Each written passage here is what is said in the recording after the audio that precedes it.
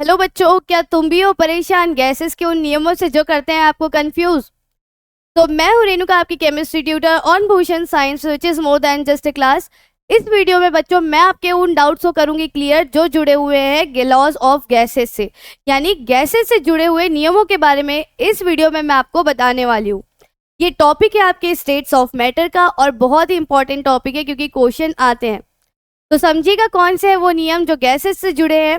और उससे पहले मैं आपको बता दूं और आपको अवगत करा दूं उस समीकरण या उस इक्वेशन से जो बहुत ही ज़्यादा इंपॉर्टेंट है। तो वो इक्वेशन है बेटा आपकी PV is equal to NRT, यानी इसे क्या कहते हैं? Ideal gas equation.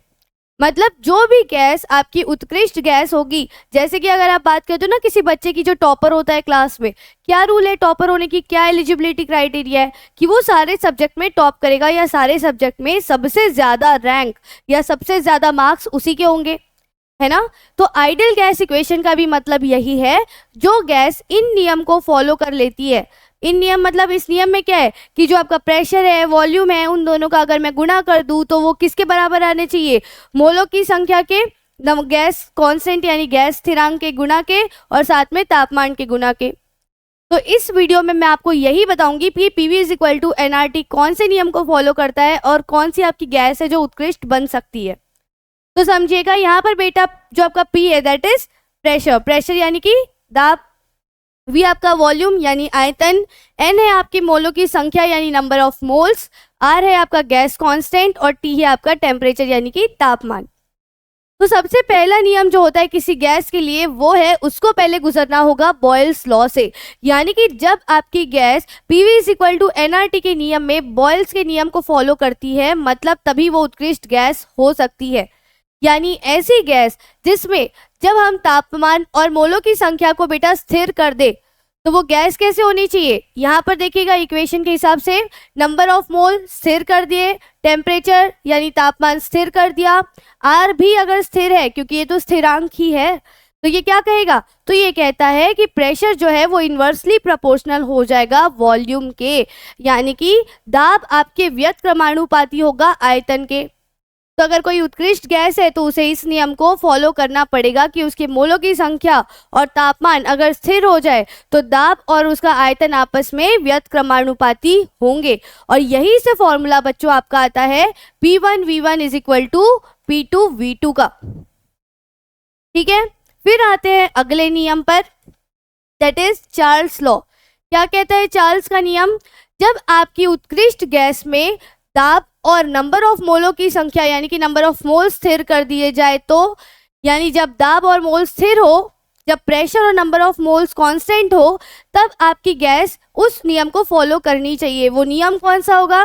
हमने क्या कांस्टेंट किया? Pressure and number of moles. Gas constant तो ऑब्वियसली स्थिरांक है, तो V is directly proportional to temperature, यानी आयतन सीधे सीधे अनुपातिक हो जाएगा किसके? तापमान के। मतलब यहाँ पर आप कह सकते हैं जब आपका आयतन बढ़ेगा तापमान भी बढ़ना चाहिए, या तापमान बढ़ेगा तो आयतन भी बढ़ना चाहिए। अब आपको पता है कि गैसेस के मॉलिक्यूल्स या गैसेस को अणुओं को अगर आपने उसको तापमान दिया तो वो इधर उधर भागेंगे, मतलब volume is directly proportional to temperature, आयतन बढ़ेगा ना। तो यही से आपका फॉर्मूला आता है V और T का। तो यहाँ पर आ जाता है V1 upon T1 is equal to V2 upon T2 का।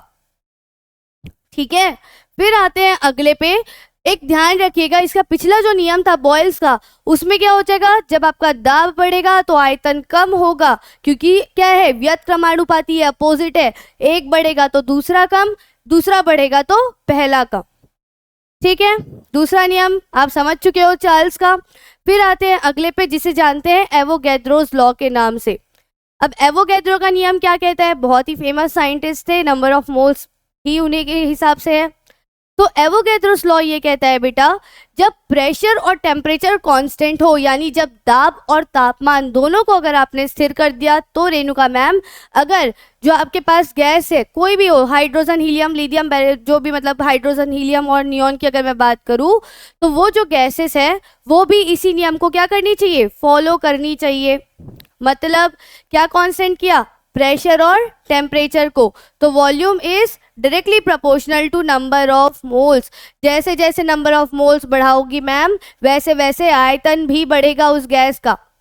तो यहाँ पर ये दोनों भी क्या है, आपस में सीधे अनुपातिक है। वॉल्यूम बढ़ाओगे, आयतन बढ़ाओगे, नंबर ऑफ मोल्स बढ़ेंगे। तो ये कौन कहता है, एवोगैड्रो का नियम। फिर आते हैं लास्ट बट नॉट लीस्ट, गेल-यूजर लॉ। क्या कहता है गेल-यूजर लॉ, जब n और v यानी कि मोलों की संख्या और आयतन को आप स्थिर कर दे तो आपकी gas PV is equal to nRT को फिर भी फॉलो करनी चाहिए।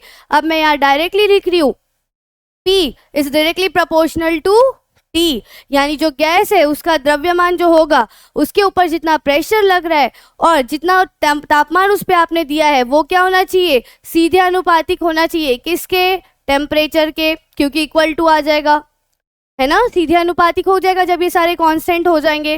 कांस्टेंट मतलब 1 मान लिया करो। तो P is directly proportional to temperature. तो यहाँ पर भी इसका नियम आ जाता है कि जो आपका गैस है वो इस नियम को फॉलो करना चाहिए। तो ये थी कुछ नियम जो आपको पता होना चाहिए रिलेटेड टू गैस। और याद रखिएगा जितनी भी गैसेस है, चाहे आप आइडियल गैस की बात करो, चाहे फिर आप हाइड्रोजन हीलियम की आप बात करो, और या नाइट्रोजन की बात करो, या ऑक्सीजन की बात करो, ये तभी उत्कृष्ट कहलाएंगी बच्चों जब ये इन चारों नियमों को क्या कर रही होंगी, फॉलो कर रही होंगी। तो ध्यान रखिएगा इन चारों नियमों का, और जो भी गैसेस के आप क्वेश्चन बनाते हो उन गैसेस के क्वेश्चंस पर इन सारे नियमों को एक एक बार अप्लाई करके ज़रूर देखिएगा। तो इसी तरीके से छोटे छोटे टॉपिक्स को छोटे और छोटे बनाने के लिए जुड़े रहिएगा भूषण साइंस से, which is more than just a class. मैं यानी कि रेणुका फिर लेके आऊँगी आपके लिए अगला टॉपिक एक अगले वीडियो पे। और इसी तरीके से अपना ध्यान रखिएगा। Bye bye, take care.